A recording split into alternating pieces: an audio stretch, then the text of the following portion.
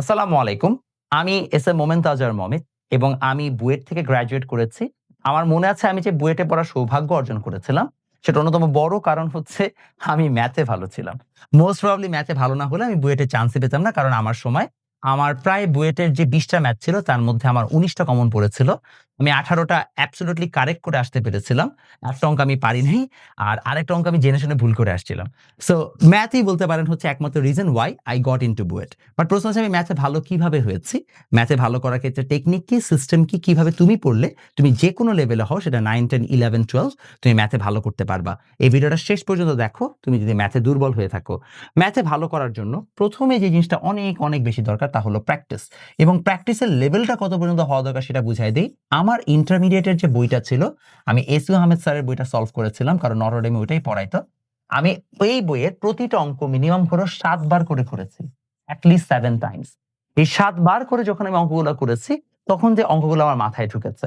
Problem হচ্ছে in a lot of cases তোমরা আসলে এই এতবার অঙ্কগুলো করার চেষ্টাটাই করো না। যদি না করে থাকো তাহলে তুমি অফ কোর্স ধরা খাবা। সো চেষ্টা করো অঙ্ক অনেক বেশি সলভ করতে, যে জিনিসটা আমি অনেকবার হচ্ছে করার চেষ্টা করেছি।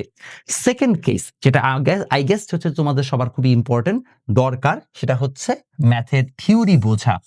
আমি মোটেও বলব না যে আমি ম্যাথের থিওরি খুব ভালো বুঝতাম। এটা একটা খুবই রং জিনিস যেটা আমি করেছি আমার লাইফে।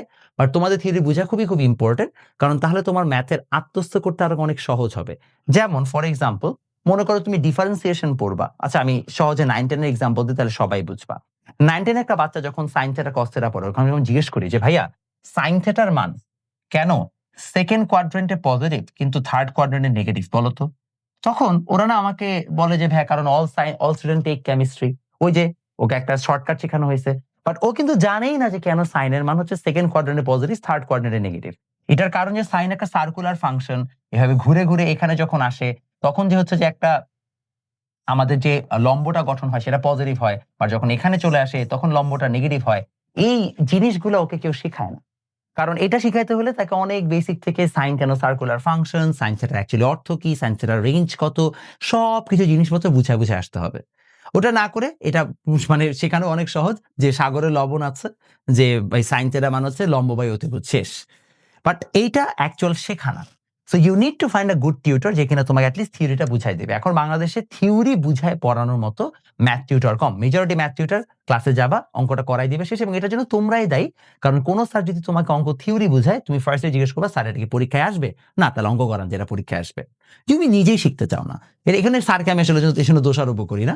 কারণ স্যার দিন শেষে সেটাই সাপ্লাই করে যেটা তার কাস্টমার তার কাছ থেকে চায়।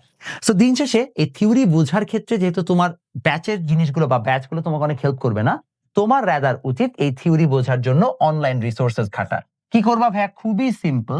জাস্ট যেকোনো একটা এরকম কোয়েশ্চেন তোমার যখন মাথায় আসবে, তুমি সার্চ দিবা যে ওয়াই সাইন থিটা নেগেটিভ, এরকম কিছু একটা লিখে সার্চ দিবা। দেখবা সুন্দর মতো ইউটিউবে তুমি কনটেন্ট পেয়ে গেছো। একটু ঘাঁটতে হবে। যদি সুযোগ থাকে তাহলে তোমার কোনো ভালো যদি হচ্ছে যে মেন্টর থাকে, সিনিয়র ভাইয়া থাকে, তাকে ইনবক্স করবা। করে বলবা যে ভাইয়া আমি এই টপিকটা বুঝতে চাই, আমাকে একটু বলেন আমি কোন রিসোর্সটা পড়লে আমি থিওরিটা ভালোভাবে বুঝতে পারবো। বইয়ের লিংক পড়লে হবে না, কারণ বইয়ের মধ্যে এগুলো ঠিকমতো ব্যাখ্যা করা নাই। বইয়ের ব্যাখ্যা করা থাকলে এটলিস্ট একটা ভালো সুযোগ থাকতো। তো থিওরি ভালো করে বুঝবেন। এই থিওরি বোঝাটা খুবই ইম্পোর্টেন্ট। কারণ কি আমার মনে আছে বুয়েটে মনে হয় ১ বছর এরকম একটা পরীক্ষায় একটা কোয়েশ্চেন আসছে। বুয়েটের আ এটা মনে হয় মহাকর্ষ অভিকর্ষ চ্যাপ্টার থেকেই আসছিল। এবং ওই জায়গায় ডিফারেন্সিয়েশন দিয়ে অঙ্কটা সলভ করতে হয়েছে। যারা ফার্স্ট টাইম এটা পেরেছে তারা সবাই হচ্ছে যে ডিফারেন্সিয়েশন এর কাজ কি এটা ভালোভাবে জানতো বলেই সে অঙ্কটা পেরেছে। নাহলে জীবনে সে অঙ্কটা পারত না।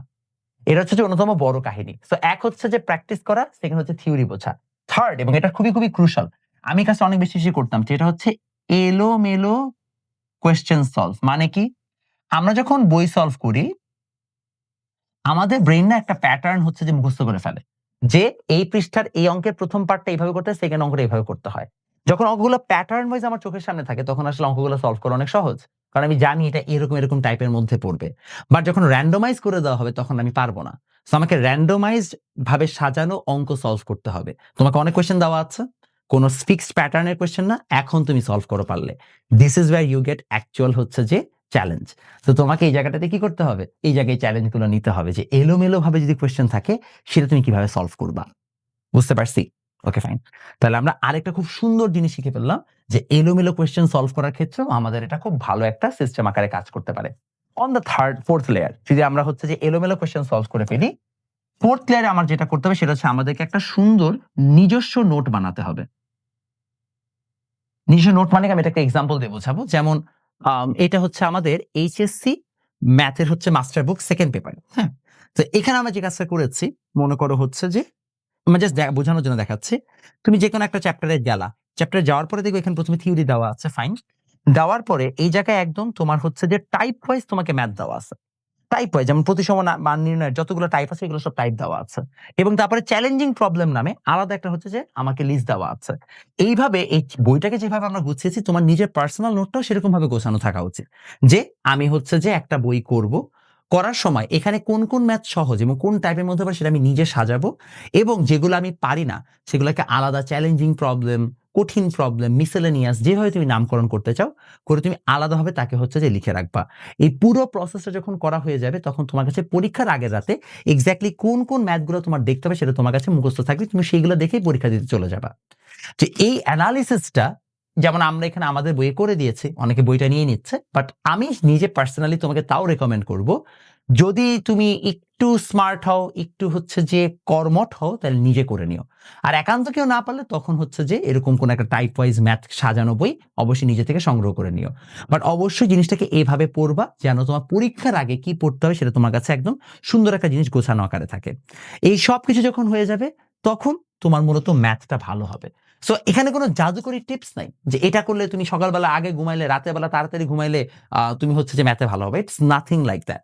এটা আর ১০ টা জিনিসের মতোই বোরিং একটা সাবজেক্ট। এখানে তোমাকে রিগারাসলি প্র্যাকটিস করে মুখস্থ করতে হবে। আমি আরেকটা লাস্ট ট্রিক তোমাকে শিখাতে যাবো সেটা হচ্ছে ম্যাজিক স্টেপ। ম্যাজিক স্টেপ মানে প্রত্যেকটা ম্যাথে একটা স্টেপ থাকে যে স্টেপটাই হচ্ছে মূলত ওই ম্যাথের মেইন সমস্যা। মনে করো ত্রিকোণমিতির একটা অঙ্ক। আমরা জানি ১ম দিকে কি করতে হবে? মিডল টার্ম করবা বা হচ্ছে যে তুমি কমন নিবা, ফর্মুলা ফেলবা, এগুলো হইতেই থাকে। মাঝখানে একটা স্টেপে হয়তোবা অযথা একটা এক্সট্রা গুণ করতে হবে ২ দিয়ে ৩ দিয়ে। যেন ওই গুণটা করলে তারপর তুমি পরের স্টেপটাকে সলভ করতে পারো। এটাকে ম্যাজিক স্টেপ বলা হয়। কারণ ওই স্টেপটাতেই ম্যাজিকটা হয় ম্যাথের। সো আমি এটাকে ম্যাজিক স্টেপ লিখে রাখতে বলতাম এবং আমি প্রত্যেকটা ম্যাথের আলাদা ম্যাজিক স্টেপটাকে আলাদা করে লিখে রাখতাম। এতে যেটা সুবিধা হইতো, আমি আগের থেকেই জানি যে এই ম্যাথের এই স্টেপটাই হচ্ছে ঝামেলা। আমি আগে থেকে ওইটাকে বারবার মাথার মধ্যে রিহার্স করছি। দেখা যেত আমার মাথায় বেশি একটা স্পেস ক্ষয় হইতো না। কারণ আমাকে দিন শেষে এখন ম্যাথের ১০ টা লাইনের জায়গায় ১ টা লাইন মুখস্থ রাখতে হবে। বাকি ৯ টা লাইন আমি আগে পেরে মিলাইতেই পারবো।